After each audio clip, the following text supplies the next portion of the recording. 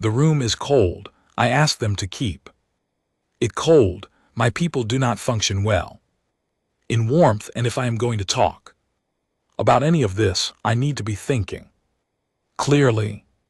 My name is Grex Vihau. I served 22 years in the Interstellar Coalition.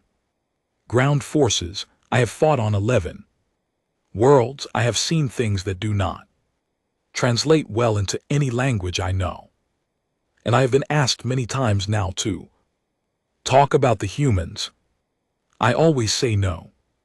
Today I said yes because the journalist sitting across from me is young. She has the kind of eyes that still believe the galaxy makes sense. I want her to understand something before the belief fades on its own. The humans did not save the galaxy. That is not what this is about. They did not arrive on beams of light and solve everything. What they did was something quieter and far more difficult to explain. They showed up, they stayed, and they changed every single assumption I had built my career on. Let me start at the beginning. I first heard about human soldiers the same way most coalition officers did.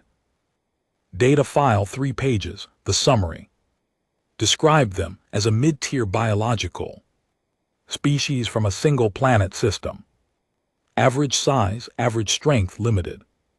Sensory range, no natural armor, no venom, no biological advantages of note. The file recommended using them in logistics, communication support, and secondary defensive positions. I read the file, I put it down, I moved on. 6 weeks later, I was assigned to joint operations on the outer edge of the Karath system. My unit, 43 Coalition soldiers from 4 different species, would be working alongside a human squad. Designated Bravo Company, 9th Regiment. 14 soldiers. The briefing officer told us to expect a standard integration period of 2 to 3 weeks before the humans would be ready for active deployment. The humans arrived on a Thursday. By Friday morning, they had already reorganized the supply storage, identified a structural weakness in our forward shelter that 3 of our engineers had missed, and one of them had fixed a communication relay that had been intermittently failing for 11 days. No one had asked them to do any of this. I noticed them the way you notice something that does not fit the pattern. Not with alarm, not yet. Just a quiet sense that the data file had been wrong about something, and I was not yet sure what. The human squad leader was a woman named Captain Laura Graves. She was shorter than me by a significant margin, which meant almost nothing in a combat context, but still registered as unexpected. She walked like someone who had decided before leaving her quarters that the day was not going to beat her. She introduced herself with a handshake, which is a human contact greeting, and looked me directly in both of my upper eyes, which most species avoid because they find it uncomfortable. She did not look uncomfortable. She looked interested. I asked her how long her unit had been deployed in active combat zones. She thought about it for a moment, tilted her head slightly, and said, "Altogether, most of us have been rotating for about 3 years, Corporal. Owen just came back from leave, so he is a bit rusty. 3 years of continuous rotation. In our forces, soldiers rotated out after 8 months for mandatory psychological evaluation and recovery. I made a note of it and said nothing. The pre-mission ritual was what truly unsettled me. 2 days after arrival, Bravo Company was assigned to a forward observation run, low risk as missions in that Theater went. They would advance to a ridge position, hold for 6 hours, and report enemy movement before pulling back. I was observing from the operations post when the humans gathered to prepare. What I expected was what I had seen from every other unit in the coalition. Quiet preparation, systematic equipment, checks, a controlled focused silence.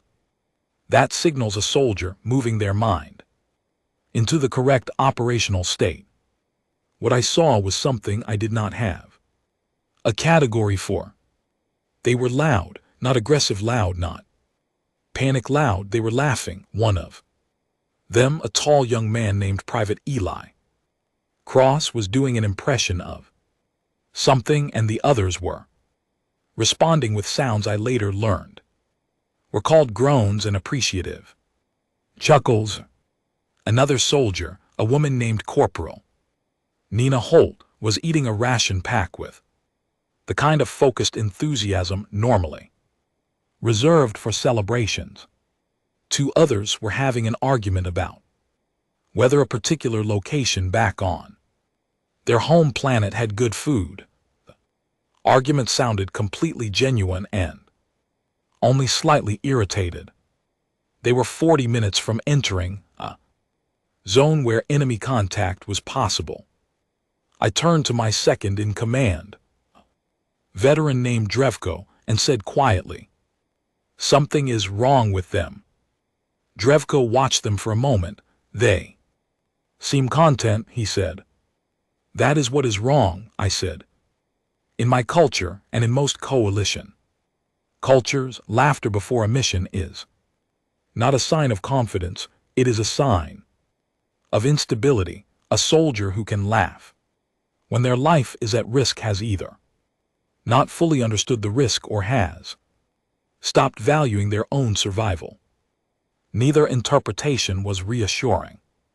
I watched Captain Graves move through the group. She was not stopping the laughter, she was participating in it.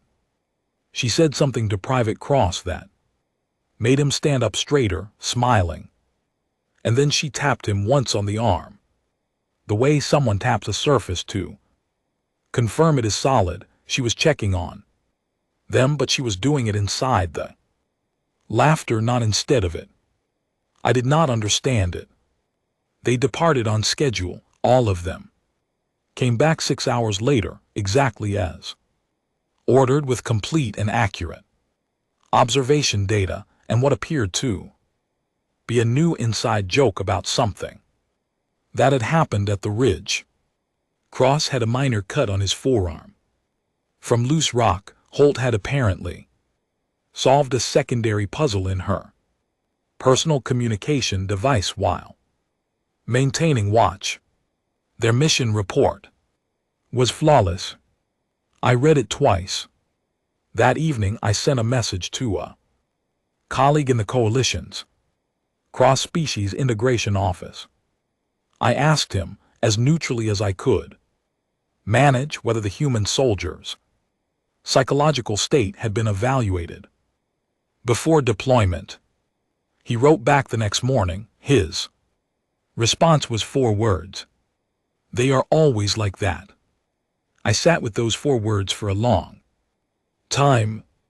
I had fought in 11 conflicts. I had served alongside species that communicated through color shifts, species that had no individual identity outside of a shared hive signal, species that experienced time differently from the way I did. I had adapted to all of it. The galaxy is large and strange, and a career soldier learns to accept strangeness as a basic condition of the work.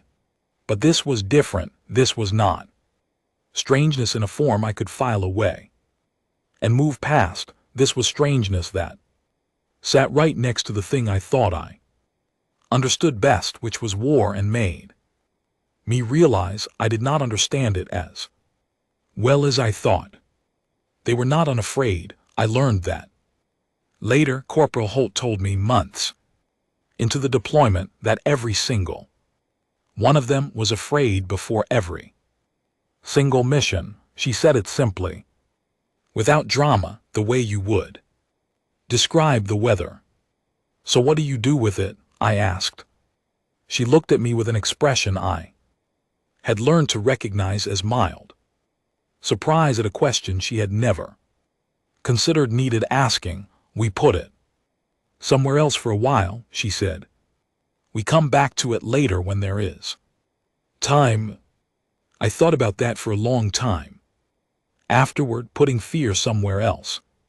Filing it, returning to it when the conditions permitted. I had never heard a soldier describe emotional processing as a scheduling decision, but that was what it was. They were not ignoring the fear, they were managing it the way you manage a task that cannot be completed in the current moment, and they were doing it collectively together so that no one had to carry it alone. The laughter, I eventually understood, was not absence of feeling. It was a tool. It was how they kept each other inside the present moment instead of falling forward into what might happen or backward into what had already happened. It was, in its own way, one of the most sophisticated psychological survival mechanisms I had ever encountered, and I had not recognized it because it looked like joy. That was the first lesson. It would not be the last.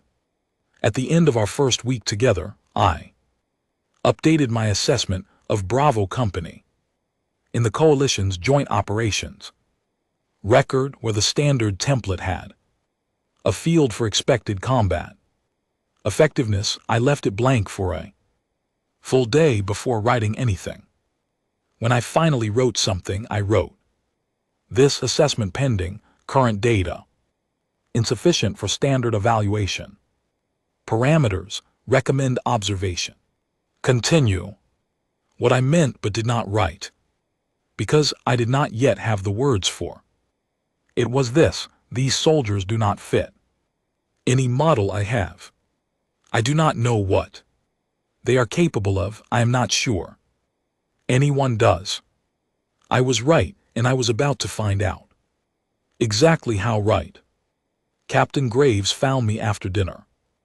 That evening, she sat down across from me with 2 cups of something hot, pushed one toward me and said, "You have been watching us a lot."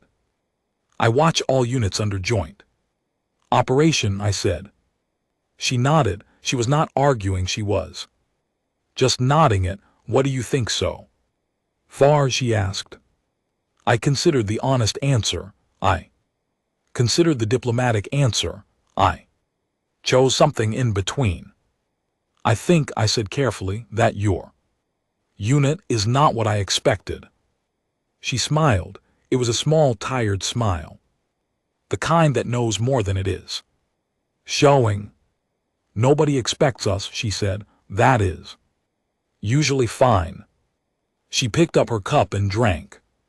Outside the shelter, the wind moved across the ridge in long, slow waves. Somewhere in the direction of the forward post, a light was blinking in a pattern that meant all clear. I did not sleep well that night. I was already starting to understand, in the way that precedes understanding fully, that the data file had not been wrong about the humans the way files are sometimes wrong about numbers or locations. It had been wrong about them the way description of fire is wrong if all it tells you is the temperature. There is the temperature, and then there is what the fire does. I had only seen the temperature. The real education had not yet started. The siege began on a morning when the sky over Sector 7, Kareth, was the color of a bruise. I know that is a human comparison. I have been using them for years now. They are accurate in a way that technical descriptions are not, and accuracy matters when you're trying to explain something that technical descriptions have already failed to capture. The enemy formation, a Kalvathi advance battalion of roughly 200 soldiers, supported by 4 heavy mobile platforms, had been pushing steadily through the sector for 6 days. Our combined coalition and human forces had been slowing them, redirecting them, wearing down their momentum without committing to a full engagement. It was the kind of slow, exhausting defensive work that does not appear in the stories anyone tells afterward, but it is where most wars are actually decided. By day 7, the situation had shifted. The Kalvathi had changed their approach.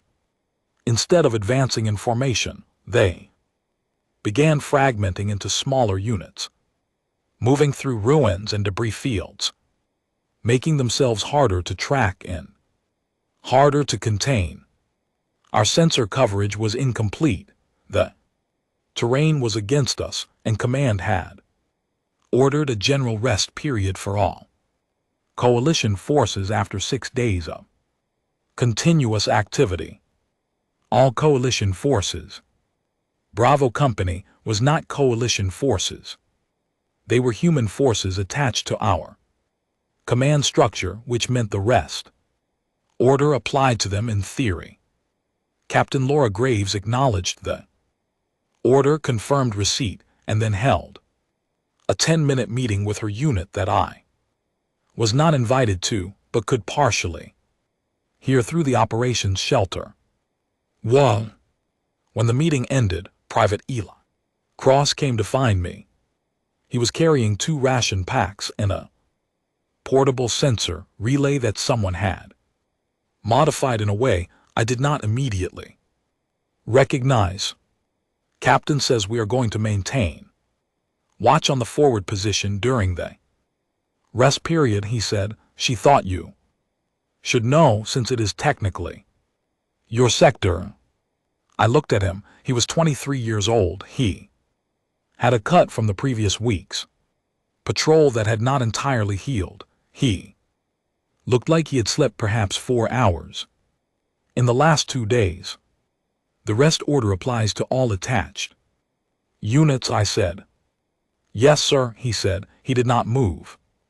I understood then that he was informing me, not asking permission. The captain had made a decision. Cross was delivering the information as a courtesy. And GT snorts. And GT. The decision itself was not under discussion. I could have enforced the order. I considered it for exactly the amount of time it takes to consider something you already know the answer to. Then I said, keep your communication lines open and report any contact immediately.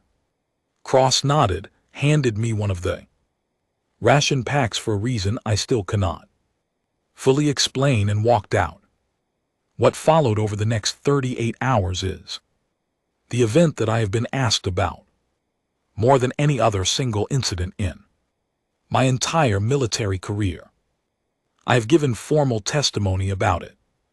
Twice I have been asked to describe it at coalition training academies on 4 occasions. Every time I find that the words I prepared are not quite sufficient, and I end up saying something slightly different than I planned. Let me try to say it right this time. The Kalvathi probing advance began about 4 hours into the rest period, which suggested they had been monitoring our activity levels and timed their move deliberately.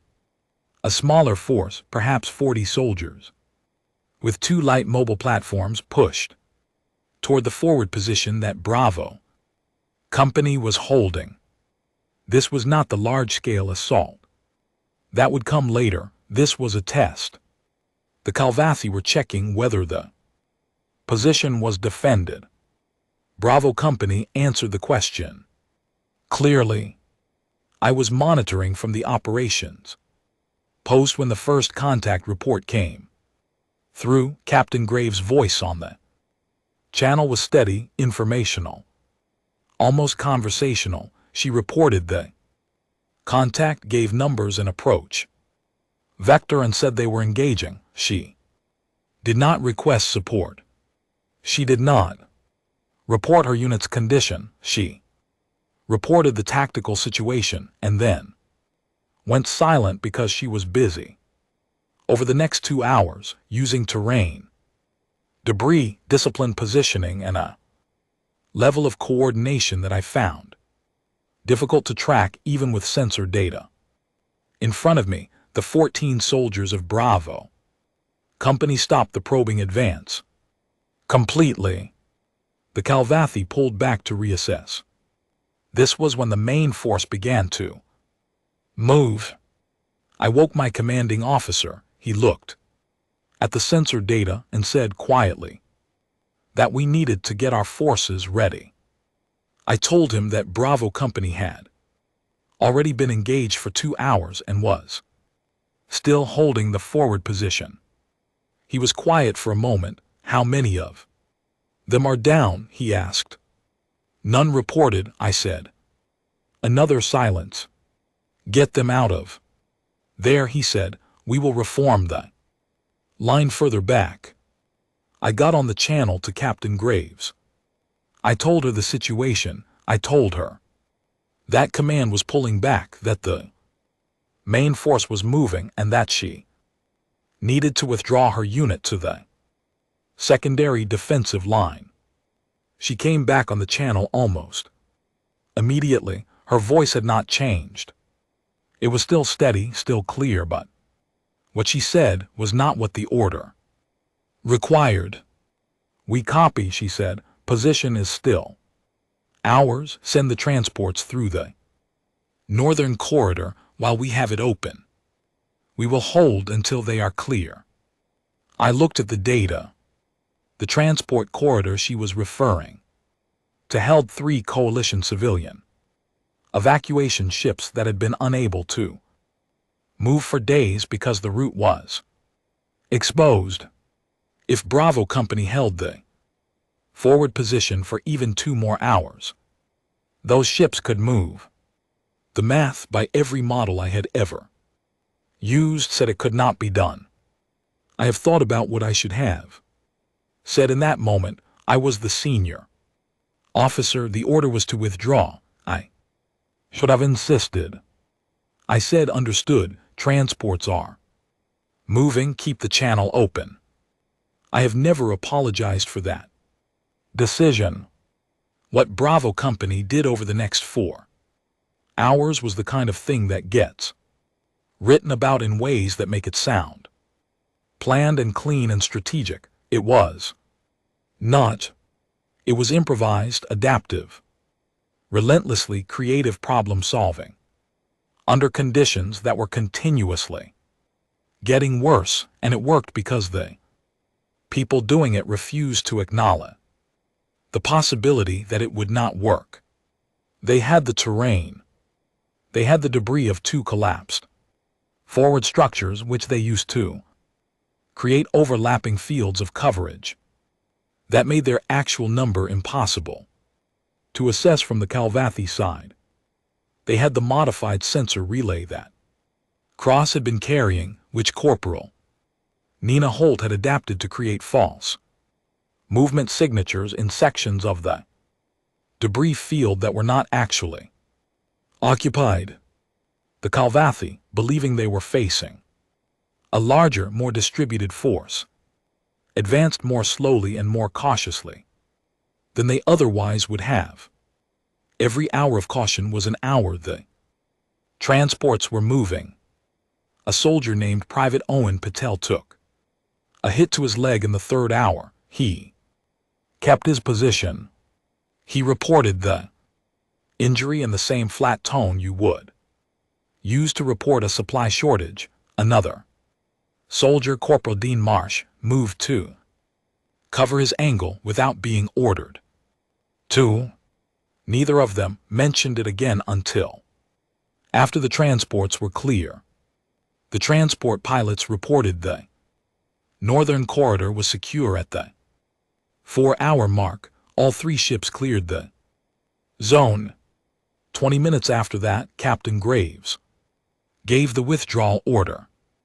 Of the 14 soldiers who had held that position, 10 came back under their own power. 3 were carried by their teammates. 1 private first class, Aiden Cole, did not come back at all. I watched them return. They did not look triumphant. They did not look broken. They looked like people who had done a job and were now thinking about what came next. There was a quietness among them that was different from the quietness before a mission. It was heavier. It was the weight of Aiden Cole's absence settling into the space where he had been. I went to Captain Graves when she came through the operations post entrance. I did not know what to say. In my culture, there are specific phrases for the loss of a soldier, formal words measured. Words that have been used for centuries because they carry the right weight. I opened my mouth to say one of them. She spoke first. "Where do you need us?" she said. Not a request, not defiance, a genuine, immediate question about where her unit could be of use. I had no answer. I stood there without an answer for long enough that she nodded once as if I had said something, and moved past me to check on Owen Patel's leg. Later I found Private Cross sitting outside the operations shelter. He was looking at nothing in particular. I sat near him, not close, and was quiet for a while. "How do you do that?" I asked. Eventually, he looked over at me. He did not ask what I meant. He knew what I meant. "You keep moving," he said. "You stop moving, the thing catches up with you. So you keep moving." He looked back at whatever he had been looking at before, a piece of debris on the ridge, a light somewhere in the distance. Nothing. "There is time later," he said quietly. "For now, you keep moving." I filed my operational report that evening.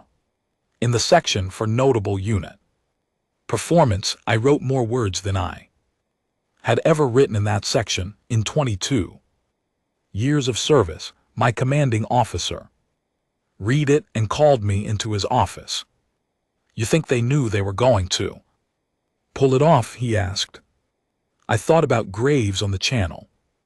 The steadiness of her voice, the complete absence of doubt in those 5 words. "Position is still ours." "No," I said. "I think they decided it was going to be done. Whether they could do it was a separate question." He was quiet for a moment. "That is a very fine distinction," he said. "It is the only distinction that matters," I said. "I used to think those 2 things were the same. Now I know they are not." He looked at me for a long moment.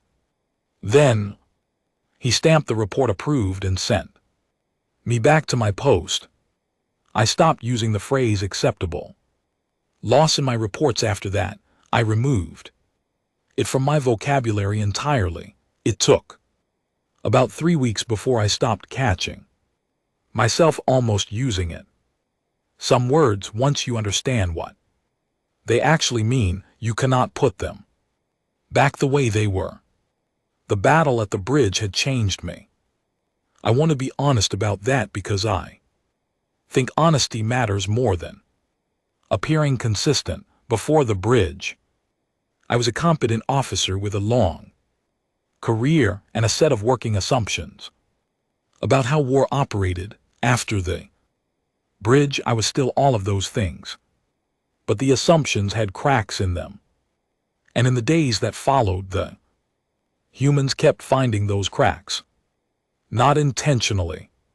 That is important to understand. They were not trying to challenge me or change me. They were just being themselves. The effect they had on my thinking was entirely unintentional on their part, which I have come to believe is exactly the kind of effect that leaves the deepest impression. The aftermath of a battle has its own rhythm. Every species I had ever fought alongside moved through it in roughly the same way: withdrawal from forward positions, resupply, medical evaluation, a structured period of minimal activity, psychological processing according to species-specific protocols. The sequence was familiar and stable. It existed because soldiers need it. Even the most experienced fighter carries weight after a hard engagement, and that weight has to go somewhere, or it accumulates in ways that degrade performance and eventually the person carrying it. My unit's protocol called for 48 hours of reduced duty following the Athara engagement. I expected Bravo Company to receive something similar from their own command structure.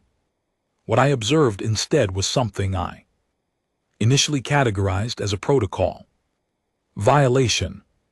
Within 3 hours of returning to base, the human soldiers were active, not in a frantic, displaced way, not in the way a soldier sometimes fills empty time to avoid processing something painful. They were purposeful. Captain Graves had her unit organized into small working groups, and each group had a task.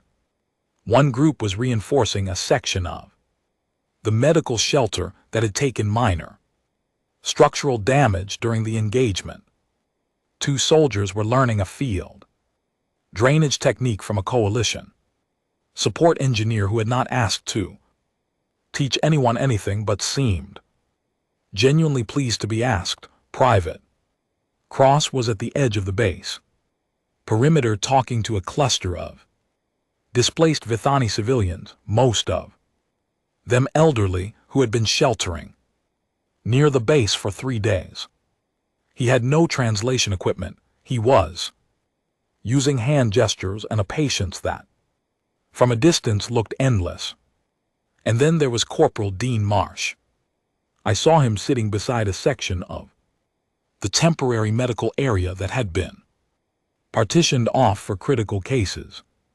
On the other side of that partition was a Kalvathi soldier, an enemy combatant who had been separated from his unit during the engagement and had been brought in by coalition medical teams because leaving an injured combatant in the field was not something the coalition permitted, regardless of who they were fighting. Marsh was sitting on the other side of the partition. I could hear him talking, low and steady, the way someone talks when they are filling silence for the benefit of the person on the other side, not for themselves. I moved closer. I was not subtle about it. Marsh looked up, acknowledged me with a small nod, and kept talking. "He cannot understand you," I said. Marsh looked at the partition. "He knows someone is here," he said. "That is what matters right now." I stood there for a moment and thought about that. The Kalvathi soldier on the other side of the partition was the enemy, not in an abstract sense, in a direct, specific, recent sense. 3 hours ago, soldiers from his formation had been part of the force that Bravo Company had been holding back. Aiden Cole had not come home because of that engagement. Marsh knew all of this.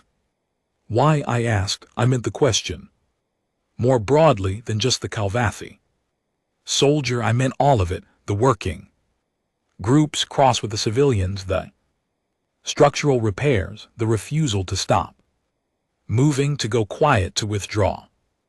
Marsh thought about it. He was not a fast talker. He chose his words the way someone chooses tools, picking the right one for the specific task. "People need things," he said. "If you can provide the thing they need and you Have the capacity to do it, you do it. The math is pretty simple. The math, I said, does not account for the cost to yourself.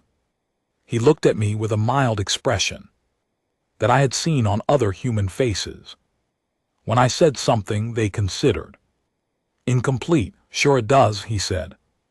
The cost to myself is that I am slightly tired. The cost to him of being alone in there is harder to quantify. I walked away from that conversation without having resolved anything I had intended to make a point about operational priorities and recovery protocols. Instead, I was carrying a question I had not arrived with. The question was this: at what point does a soldier stop being a soldier and just become a person? And why had I always assumed those two states were mutually exclusive? Over the following days, I kept watching. A private named Lucy Carver spent a morning helping a Vithani family recover possessions from a damaged structure near the base perimeter. This was not her assignment. She had requested 2 hours of personal time and used it for this. When I asked her about it later, she seemed genuinely puzzled by the question, as if she could not immediately understand why the activity required explanation. Their home was damaged, she said. They are people, their home got damaged. That was the entire explanation. She offered no more because, from her perspective, there was no more to offer. A field medic named Dr. Ivan Royal spent 4 hours performing a procedure on a coalition soldier from a different unit, a species he had never worked on before, using anatomies and guidance from our own medical team to navigate the differences. He had not been assigned to the case. The coalition medics were occupied. He sat down, asked the right questions, and did what needed to be done. I asked him afterward how he had managed the uncertainty working on a species he had no training for, with anatomical differences that could have made a misstep catastrophic. He looked at me for a moment. The alternative was not trying, he said. That was not acceptable. Not acceptable, said with no drama. Just the flat, certain statement of a man who had looked at 2 options and found one of them genuinely impossible to choose. I thought about the phrase acceptable loss again. I thought about how many times I had written it in reports, how many times I had heard it in briefings, how completely I had accepted it as a functional description of reality. The humans did not use that phrase. I had never once heard any of them use it. I had assumed that meant they had not thought carefully enough about the mathematics of large-scale conflict. I was beginning to understand that it meant something entirely different. It meant they had thought about the mathematics and refused to let the mathematics be the final word. Captain Graves found me on the 4th day after Yathora. She did not have a specific agenda. She sat down near me in the operations post with a cup of her terrible hot beverage and was quiet for a moment in the way that means someone is deciding whether to say something. You have been different since the engagement, she said. Different how? I asked. More quiet, more watching. She considered me for a moment. You have been thinking about us. It was not a question. I confirmed it. Anyway, yes. What are you working out? She asked. I was quiet for a while. Outside, Private Cross was doing something with communications equipment in the far end of the operations area, far enough away that we had a practical privacy. The base was in its early evening rhythm. Things were, for the moment, calm. I am working out, I said carefully. How you carry all of it. Graves looked at her cup. All of what?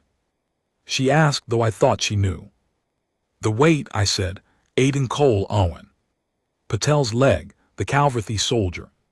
The medical area, the Vithani family. The transport pilots, all of it, you. Carry all of it at the same time, and you. Keep functioning. I do not understand. How the weight does not stop you. Graves was quiet for long enough that I thought she might not answer. It does sometimes, she said. You do. Not always see it. We do not always do. It in front of people. She turned her cup slowly in her hands. But the weight. You are describing all those separate things. It is not separate. It is all the same thing. We are responsible to each other, to the Vithani family, to the enemy medic in the tent, to Cole. Carrying all of them is not a burden. It is the reason. If I stopped carrying it, I would have to ask myself what I was actually doing out here. I sat with that for a long time. The reason, not the cost, the reason. I had been framing the human capacity for sustained care as something that happened despite the war, as a survival mechanism, a psychological tool, a form of resilience that allowed them to keep functioning under load. But that framing was backward. The war was not the context for the care was the context for the war. They were out here enduring what they endured because of the weight they refused to put down. The weight was not what they carried in addition to the mission. The weight was the mission. I said quietly, that is not how I was trained to think. I know, she said, and there was nothing unkind in how she said it. She was not correcting me. She was just acknowledging the distance between where I had been and where I was now, and sitting in it with me without making it a lesson. That evening I wrote a letter, not a report, a letter to a colleague back home who had worked in cross-species psychology for the Coalition for 30 years. I described what I had been observing. I tried to be precise, to avoid the language of impressions and use the language of documented behavior. I told him about Marsh at the partition wall, about Carver and the Vithani family, about the medic Dr. Royal, about Graves in the operations post. At the end of the letter I wrote, I have been trying to identify what distinguishes them, and I believe I have found it. They do not separate function from feeling. Every other species I have served with has a mechanism for that separation, a way to compartmentalize, to operate in one mode at a time. The humans do not separate, they carry both simultaneously at full capacity, indefinitely. I do not yet know whether this is a strength, a vulnerability, or something for which we have no existing category. My colleague wrote back 3 days later. His response was one sentence. Perhaps it is simply what people look like when they decide that nothing is acceptable to lose. I read that sentence many times. I still have the message. I have read it more times than I can count. There is a thing that happens after enough time in a war where you stop seeing the individuals and start seeing the mathematics, the units, the positions, the acceptable tolerances. I had been in it long enough that the shift had happened without my noticing it. I had stopped seeing the individuals. The humans had not made that shift. I watched them for months and never once saw them make it. Every person, enemy and ally and civilian alike, remained a person to them. The mathematics was something they knew, but did not serve. I'm not saying they were not soldiers. They were exceptional soldiers, better by most objective measures, than any unit I had served alongside. What I am saying is that they were exceptional soldiers who had somehow retained entirely intact the capacity to be humans at the same time without compromise, without it diminishing either function. I had not known that was possible. I'm not sure I fully believe it is possible even now, having watched it with my own eyes. But I watched it, it happened, and it changed the way I understand what a person is capable of being, which is the kind of change that does not reverse itself when the war ends and you go home, and things return to something like normal. Some things you see and then you carry. I put down the acceptable lost language. I picked up something else in its place. Something I do not have a precise word for in my own language. The closest I have found is in a human phrase I heard Captain Graves use once, standing over a field map marking positions that needed to be held. She looked at the map for a long time, and then she said, very quietly, to no one in particular, everyone comes home. She knew as well as I did that it was not always possible. She had lost Cole at the bridge, she would lose others. Before the war ended, she knew the numbers. She said it anyway. She said it like a refusal, like a door held against the dark. I do not have a word for that in my language. I am still looking.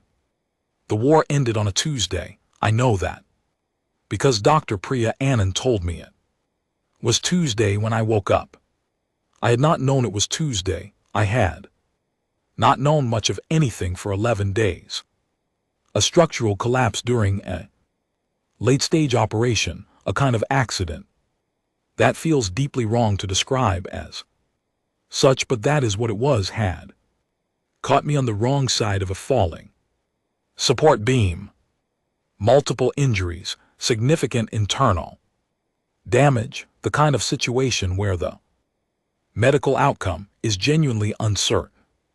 For the first several days, I learned all of this from Priya. She told me plainly, without excess comfort, and without unnecessary clinical distance, which was exactly how I needed to hear it. She had been my primary physician through the recovery. When I woke up properly, the first thing I saw was the ceiling of the medical unit. The second thing I saw was Priya in a chair beside the recovery pod, holding a small reading device, clearly in the middle of something, and equally clearly exhausted. "You have been there all night," I said. My voice was rough. She looked up. She seemed neither startled nor particularly surprised that I was awake. "Most of it," she said. She set the device down. "Why?" I asked.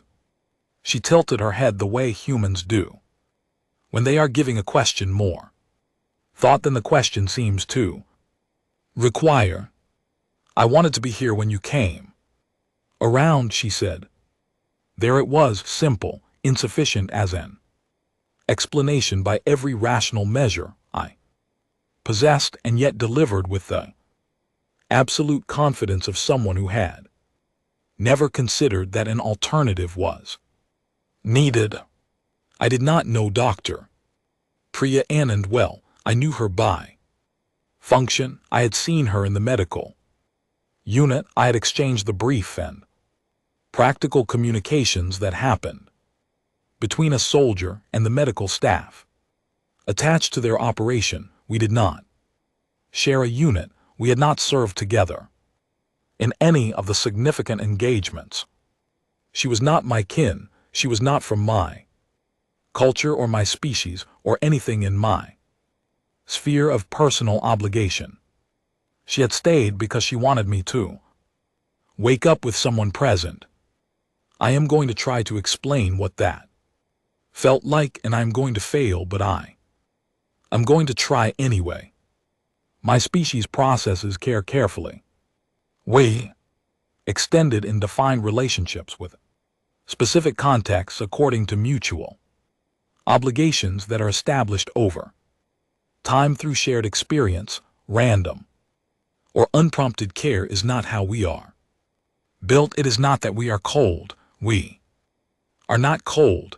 We form deep bonds and we maintain them faithfully, but the bonds come first. The care follows the bond.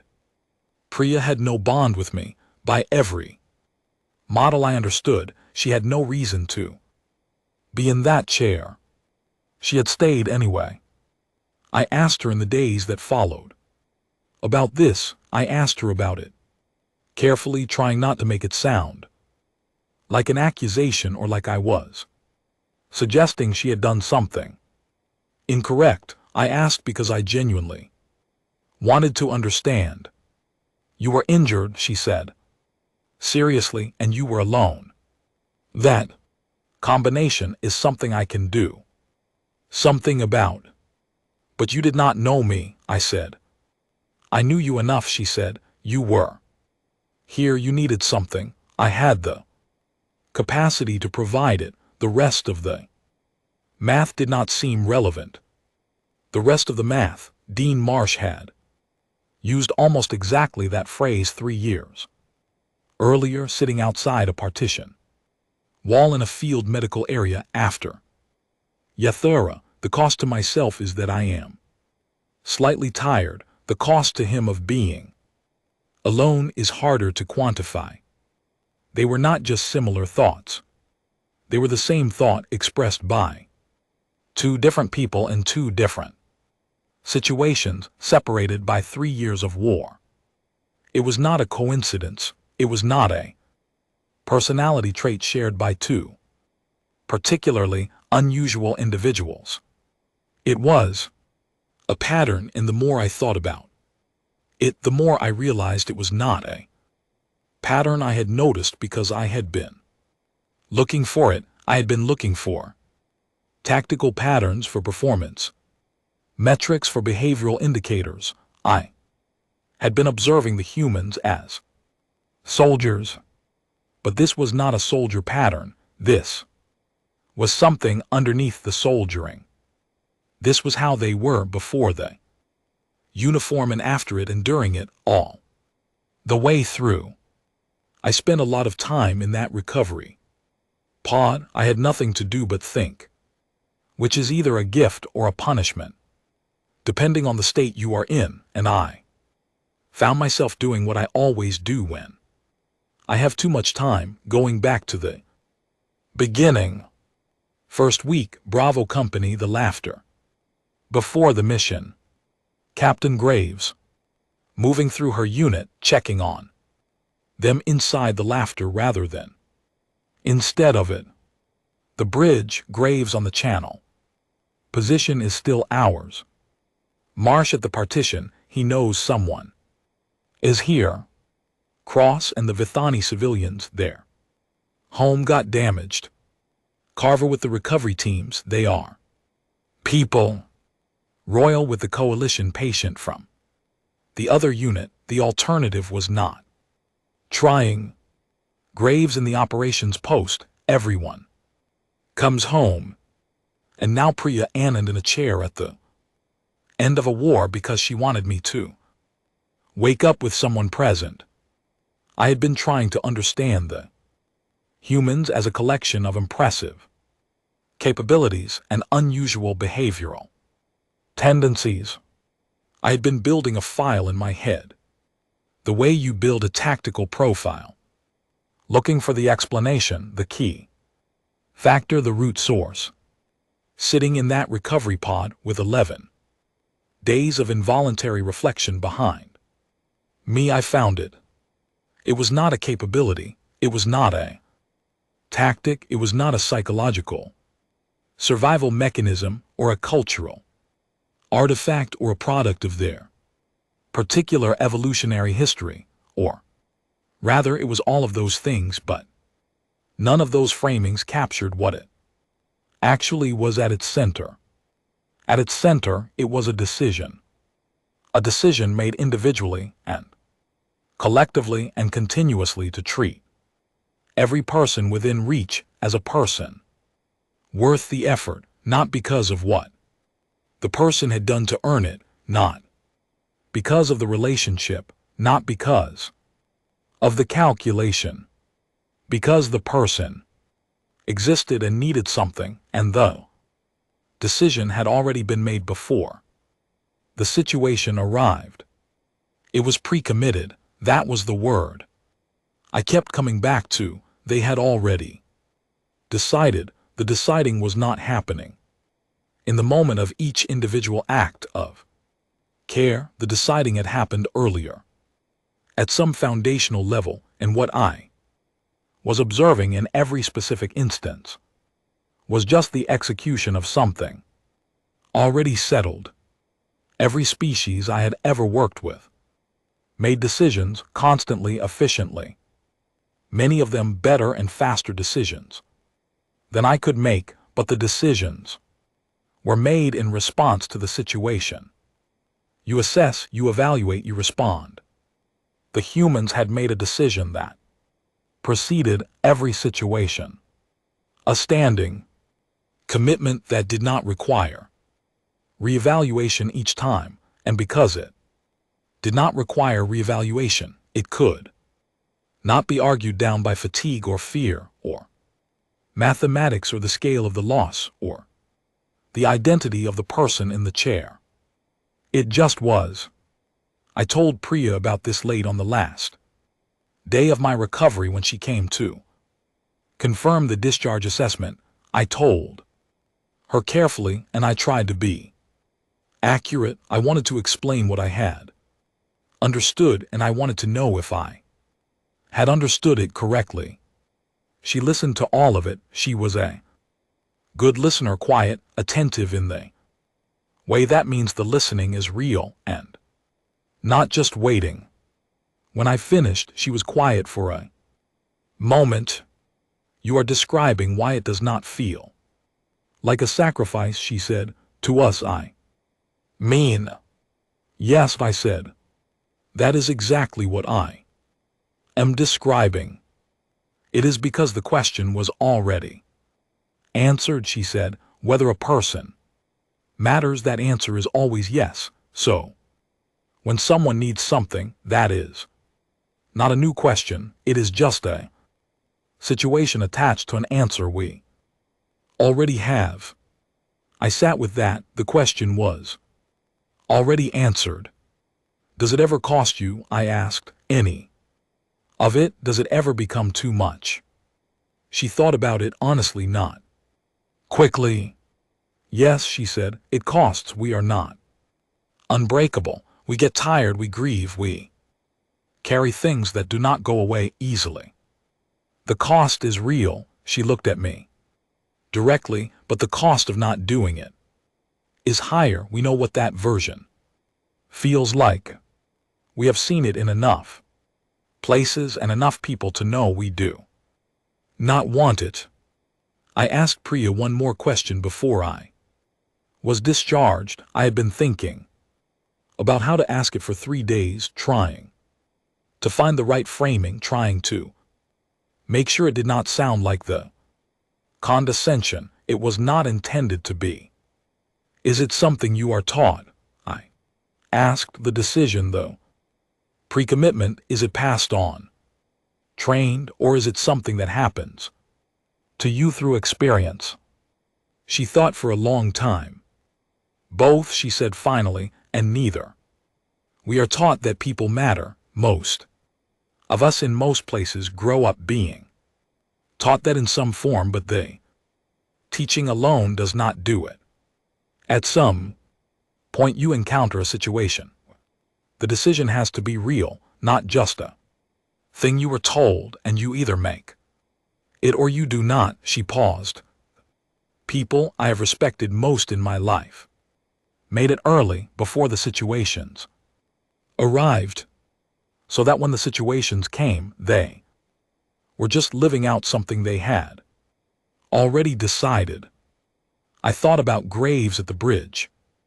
the absolute steadiness in her voice. Position is still ours, not a decision. Made in the moment, a decision made long. Before that moment, she had been living it out. I thought about Cross in the shelter.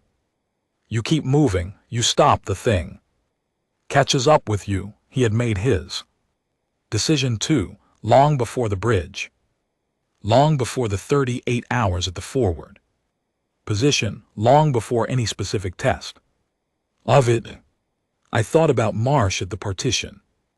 Wall, he knows someone is here. I thought about Aiden Cole, whose name I had memorized the night he did not come back, because names matter more than numbers, and I had needed to know his name.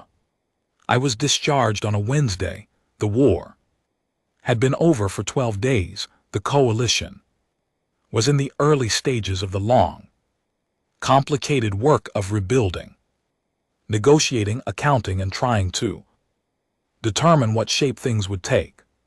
When the smoke finished clearing, I was walking through the main corridor of the medical facility toward the exit when I heard someone call my name. I turned around. Captain Laura Graves was standing in the corridor. She looked different out of operational gear, less armored looking, more ordinary. But the way she stood was exactly the same, like someone who had decided before leaving her quarters that the day was not going to beat her. She had a cup of her terrible hot beverage. She held it out toward me. Heard you were being discharged today, she said. Thought I would walk you out. I looked at the cup. I looked at her. I thought about everything I had been turning over in my head for 11 days in that recovery room. You did not have to do that, I said. She smiled, the small tired smile that knows more than it shows. I know, she said. We walked out together into the light of the morning, which on that planet at that time of year was long and clear and had a particular quality that made everything look more permanent than it was. We talked about small things, where she was being reassigned, what I was planning to do with the leave time I had accumulated. She told me Cross had been promoted. I told her I was not surprised. At the edge of the facility grounds, we stopped. She had a transport waiting. I had a longer walk ahead. Grex v. Hal, she said. I looked at her. You asked me back in the first week how we carry all of it. She looked at me steadily. I never gave you a full answer. You gave me a good one, I said.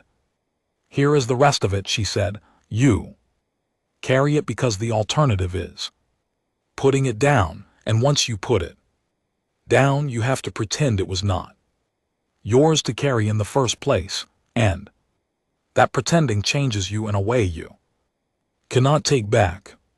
She looked at the transport, then back at me. Do not put it down, she said. Whatever you are carrying now, do not put it down. She walked to the transport. The door closed. It moved away. I stood there for a while. The morning light was still doing that thing with the permanence. I have been asked many times if I am afraid of humans. It is always phrased as if the answer will be yes, as if the stories I tell are meant to produce particular conclusion about danger and power and what humanity represents as a force in the galaxy. The journalist sitting across from me right now, the young one with the eyes that still believe things make sense. She has been building to that question for the last 3 hours. I am going to give her the honest answer. No, I am not afraid of humans. What I feel when I think about them is something more like the feeling you get when you realize that a limit you accepted as fixed is not actually a limit at all. When you discover that a ceiling you have been living under was not a ceiling but just a level you had not thought to go beyond. They showed me what people can be when the pre-commitment is real, when the deciding has already been done, and what remains is simply living it out, when you do not wait to determine whether someone deserves the effort before you offer the effort, when the cost is acknowledged and accepted and folded into the decision rather than used to limit it. I am not afraid of that. I want to be capable of it. I have been working on it since the morning Laura Graves walked me out of the medical facility and told me not to put it down. Some days I manage it better than others, but the deciding has been done. The journalist asks me finally the question she has been building toward. Would I fight alongside humans again?